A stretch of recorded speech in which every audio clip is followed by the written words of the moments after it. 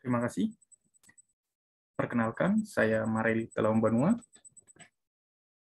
Bersama saya ada Bapak Insinyur Budianto Lanya, MT, sebagai pengampu mata kuliah instrumentasi di jurusan Teknik Pertanian, Fakultas Pertanian, Universitas Lampung.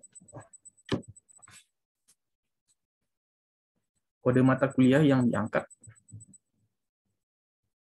yaitu HBE 620207. Topik yang diangkat pada pertemuan kali ini yaitu tentang validasi sensor.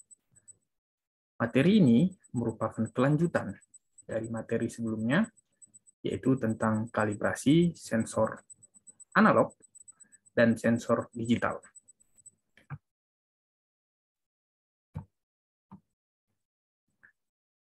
Capaian pertemuan kali ini yaitu pertama, diharapkan mahasiswa mengetahui prinsip dan teknik validasi secara umum. Kemudian yang kedua adalah mahasiswa mengetahui penggunaan Excel sebagai alat bantu atau program bantu untuk mendapatkan hasil validasi. Yang ketiga, mahasiswa mengetahui koefisien determinasi dari penggunaan model matematika baru. Jadi, poin ketiga ini adalah tingkat kedekatan ya yang dinyatakan dari koefisien determinasi dalam menguji sebuah sensor yang berhasil atau yang setelah dirakit.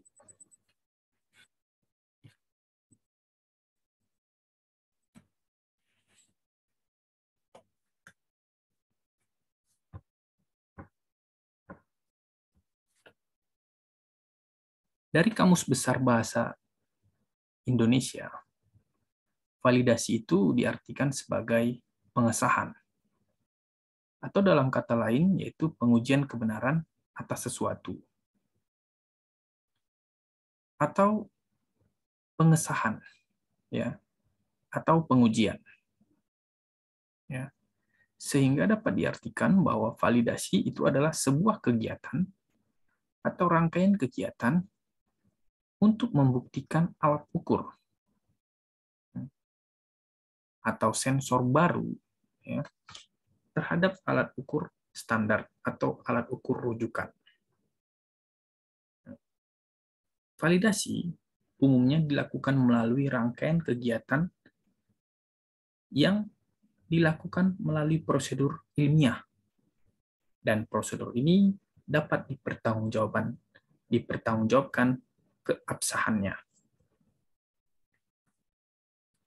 Alat ukur standar yang dijadikan rujukan yaitu memiliki standar nasional Indonesia, kemudian memiliki American Standard Testing and Material, ataupun buku manual atau buku petunjuk yang telah dapat dipertanggungjawabkan serta sesuai dengan acuan standar internasional. Umumnya, kalau buku manual ini itu diproduksi oleh produsen sensor atau alat ukur yang dirujuk, yang diciptakan. Validasi ini merupakan bagian skema besar dari kalibrasi. Jadi kalibrasi itu tidak dapat dilepaskan dari validasi. Mereka itu adalah satu bagian. Kalibrasi validasi merupakan satu kesatuan kegiatan yang harus dilakukan untuk keperluan pembuktian alat ukur atau sensor terhadap alat ukur standar. Ya.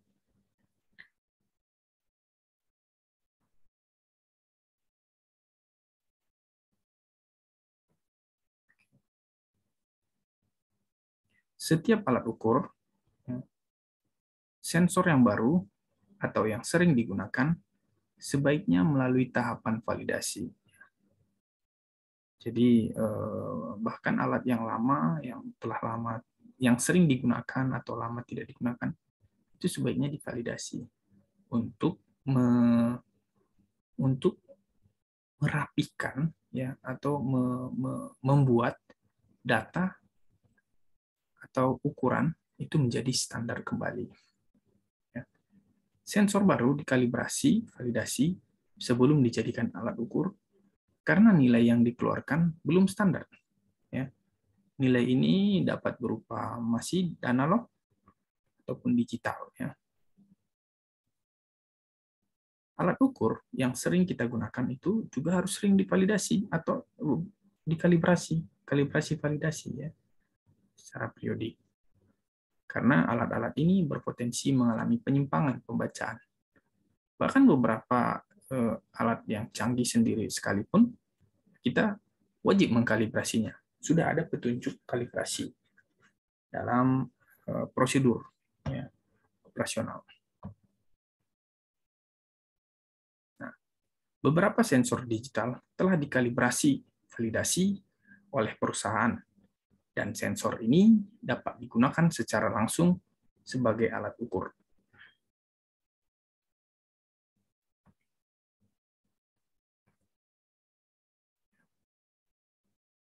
Terdapat beberapa manfaat validasi ya, dalam proses perancangan, yaitu yang pertama adalah validasi dapat membuktikan ya, dari hasil nilai ukur ya, stabil atau konsisten atau malah sebaliknya. Ya. Kemudian manfaat berikutnya adalah validasi ini dapat membantu kita untuk menghindari atau meminimalisir kecacatan produk atau kerusakan produknya. Jadi memang walaupun dalam skala pabrik, cacat alat itu memang wajar ya, memang wajar. Namun tentu perusahaan tidak akan mau ya, tidak akan mau untuk memperjualbelikan atau mengedarkan barang-barang yang cacat, karena ini akan mempengaruhi nama besar mereka, ya, akan membuat mereka dua kali kerja, karena barang yang cacat tentu akan dikembalikan dan harus diganti ya, sehingga ini akan menjadi tantangan tersendiri ya. Nah, sehingga butuh validasi. Kemudian manfaat lainnya adalah menguji nilai penyimpangan ya, menguji nilai penyimpangan atau perbedaan antara nilai yang ditunjukkan oleh alat ukur dengan alat ukur standar. Manfaat lainnya adalah validasi ini dapat membuktikan kondisi alat ukur ya berada pada performa yang sesuai spesifikasi seperti yang diinginkan. Jadi misalnya sensor ini memiliki keakuratan sekian ya atau memiliki presisi sekian, ya tentu dari hasil validasi akan terbukti.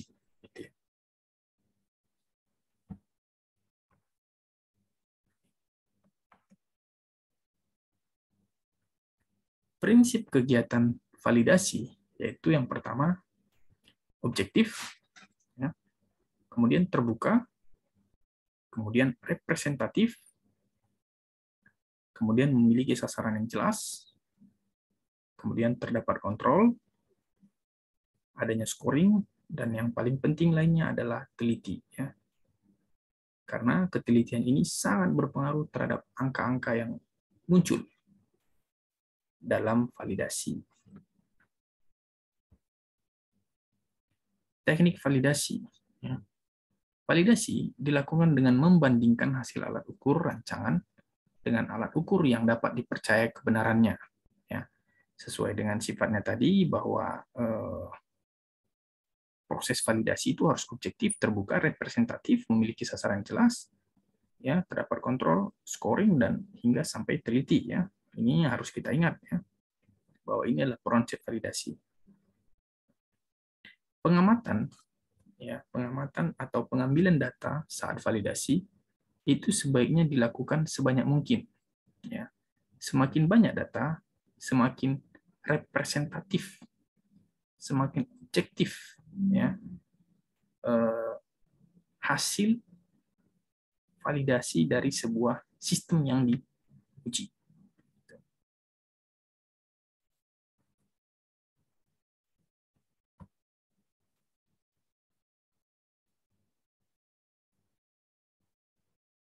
beberapa contoh alat ukur dasar ya yang dapat dijadikan ya acuan dalam proses validasi, yaitu pertama termometer. Di sini ada dua termometer yang dapat dijadikan rujukan, yaitu pertama termometer air raksa ya ataupun termometer alkohol. Namun termometer yang kita harapkan di sini adalah termometer yang dapat kita percaya. Beberapa termometer digital juga dapat kita percaya ya, yang yang memiliki ketelitian yang tinggi. Ya. Namun itu bisa dibuktikan melalui tingkat presisi yang dikeluarkan melalui datasheet-nya. Gitu ya. Kemudian hygrometer, ya hygrometer juga bisa melalui yang analog atau manual ataupun yang digital ya. Yang penting hasil datasheet-nya menunjukkan bahwa hygrometer tersebut valid. Kemudian yang berikutnya adalah meteran. Ya, meteran ini dapat kita jadikan rujukan. Kemudian timbangan standar, ya, standar. Voltmeter ya bisa kita jadikan sebagai alat pembanding ya. Voltmeter analog ataupun digital juga bisa. Kemudian osiloskop, nah ini yang begitu detail ya. Osiloskop kita dapat melihat grafik tegangan yang sangat rinci ya. Bahkan beberapa gelombang tegangan yang tidak dapat kita lihat di voltmeter dapat ditampilkan di osiloskop. Ya.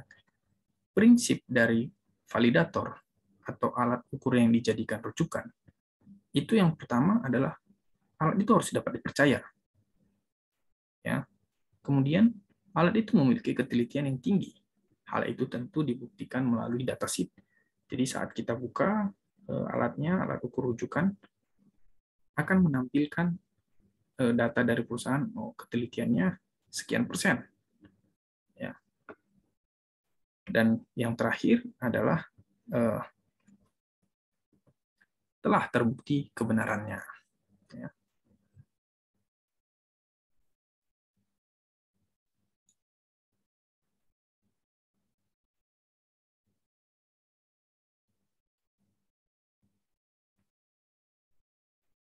Ini adalah beberapa alat ya. Yang pertama ini kemungkinan voltmeter ya, sebelah kiri ini voltmeter digital. Ini tentu di bidang instrumentasi sangat dibutuhkan ya, karena di sini kita bisa mengatur berapa voltase yang kita keluarkan. Ya. Berapa voltase yang dikeluarkan, dan ini tingkat presisinya sangat tinggi. Jadi dari sini ya multimeter dikalibrasi menggunakan osiloskop, menggunakan voltmeter yang dapat dipercaya. Ya. Jadi mana yang lebih dipercaya ya, voltmeter ini atau multimeternya. Jadi salah satu yang dijadikan rujukan untuk dikalibrasi. Kemudian yang sebelah kanan, gambar sebelah kanan ini adalah sensor ultrasonik yang bertujuan untuk mengeluarkan suara ya, mengeluarkan suara untuk mengukur jarak. Sedangkan yang di sebelah kanannya adalah ini sensor DHT, sensor digital DHT yang dapat divalidasi dengan menggunakan hygrometer ya. Hygrometer bisa termometer ya. Ataupun termohigro ya. Termohigro ini sudah dilengkapi termometer dan sudah dilengkapi hygrometer. Ya, sedangkan ini sensor ultrasonik ini kita dapat memvalidasinya menggunakan meteran. Oke. Nah, berikut adalah langkah validasi untuk menghasilkan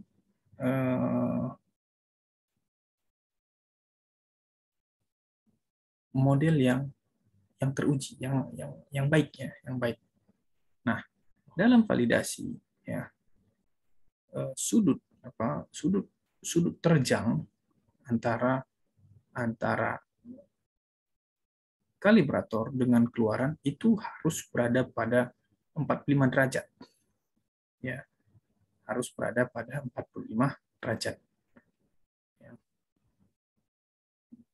Ukurannya adalah R kuadrat. Ya. R kuadrat ini adalah koefisien determinasi. 1 menunjukkan data tersebut, ya, hasil validasi itu cukup tinggi, ya. Koefisien determinasi 1 atau 100%. Ya. Artinya dalam model ini nilai Y, ya, nilai keluaran sensor itu sama dengan nilai X. Ya. Coba kita perhatikan Excel, ya. Ini adalah teknik atau cara dalam proses validasi.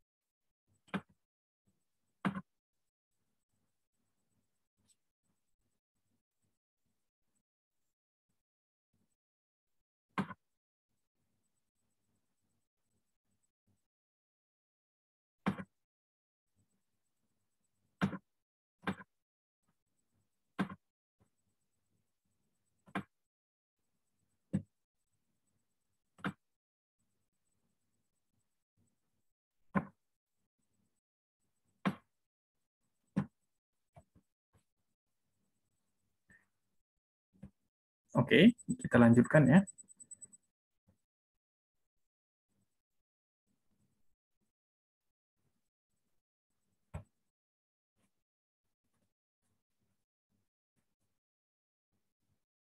Setelah melalui proses kalibrasi, ya, di sini tidak ada rumus kalibrasi, ya. Di sini tidak ada rumus kalibrasi. Namun di dalam persamaan yang dimasukkan ke dalam microcontroller, ya, itu sudah masuk persamaan kalibrasi. Sehingga saat diukur ulang, ya,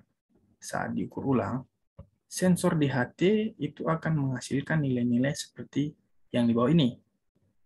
Yang pertama adalah 26,136, kemudian 28,29, kemudian 28,86, kemudian 34,93, dan seterusnya, ya. Seterusnya hingga 62. Jadi saat dibandingkan kembali, ya. Jadi kalau kita mau validasi itu seperti itu adalah melakukan pengukuran ulang, tapi pada taraf yang berbeda, ya. Jadi saat kalibrasi tadi itu melakukan pada suhu 24. Nah, saat validasi gunakan 25. Jadi jangan berada pada rentang yang sama. Jangan berada pada titik yang sama, tapi berada pada rentang yang saat kalibrasi, gitu. Jadi misalnya saat dikalibrasi itu dari suhu 6 derajat sampai 50 derajat, ya. Berarti kita validasinya itu harus berada di atas 6 dan di bawah 50, tapi tidak berada pada titik, ya, berada titik saat kalibrasi, ya. Ini data-datanya. Nah, kemudian dihitung selisihnya, ya. Selisihnya itu yaitu kalibrator dikurangi dengan sensor, ya. Selisihnya ini cukup kecil, ya. Selisihnya cukup kecil. Nah, ya, selisihnya cukup kecil. Sehingga pertanyaannya adalah bagaimana cara menunjukkan berapa koefisien determinasi antara sensor, data sensor setelah validasi dengan kalibrator. Ya. Oke, langkah pertama, ya, ini adalah bentuknya, ya. Nanti kita merujuk ke sini, kita ulangi dari awal, ya. kita blok. Kemudian kita pilih insert, ya. Kita pilih scatter. Nah, kita pilih pola scatter yang tidak ada garisnya, ya. Nah, ini bisa kita ganti nanti namanya. Ini kita klik kanan di titik ini. Kemudian select data. Nah, pastikan ya kembali bahwa sumbu X itu adalah kalibrator, ya. Sumbu X itu adalah kalibrator, ya. Oke, ini benar ya, pas di kalibrator sumbu X. Kemudian sumbu Y-nya kita pilih oke, benar ya. Sumbu Y ini berada pada blok yang diharapkan. Kemudian namanya bisa kita ganti, ya. Namanya kita ganti menjadi validasi sensor DHT, ya. Sama ya. Nah, ini jangan lupa untuk memberikan nama pada sumbu X dan sumbu Y-nya dengan cara menempelkan, ya, mungkin bisa kita buat insert di sini. Kemudian bisa text box juga bisa, ya. Kita tulis di sini, bawah ini kita tarik, ya. Misalnya termometer. Lupa satuannya, ya. Itu paling penting derajat Celcius. Satuan itu paling penting, ya. Jangan sederhana, tapi itu sangat mempengaruhi pembaca, ya. Kemudian yang di sini di sumbu Y juga diberi nama, ya, sensor begitu, ya.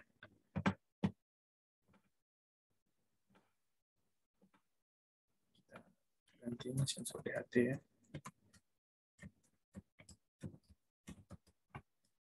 Oke. Kemudian langkah berikutnya adalah setelah kita beri nama ini, ya. Langkah berikutnya adalah klik kanan, ya. Kemudian add trend line. Ya. Dalam validasi itu harus linear. Harus linear, ya. Tidak bisa eksponensial ataupun logaritmik. Kenapa? Karena linear ini akan menerjang, ya, di antara titik-titik yang diharapkan. Selain itu, agar sudutnya itu berada pada 45 derajat, maka interceptnya kita buat 0,0. Ya. Jadi ini semua dicentang, ya. Kemudian linear, kemudian di close. Nah, ini adalah rumus. Ini adalah hasil validasi, ya, dari sensor DHT yang telah dikalibrasi, ya, divalidasi. Tingkat atau nilai koefisien determinasinya yaitu 99,95%. Ya. Dengan rumusnya yaitu Y sama dengan 1,0024X. Ya.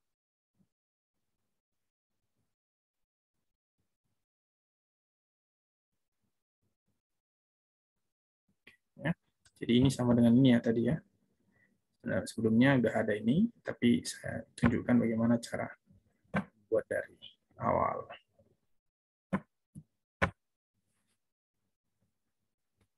Oke, kemudian kita masuk ke PowerPoint lagi.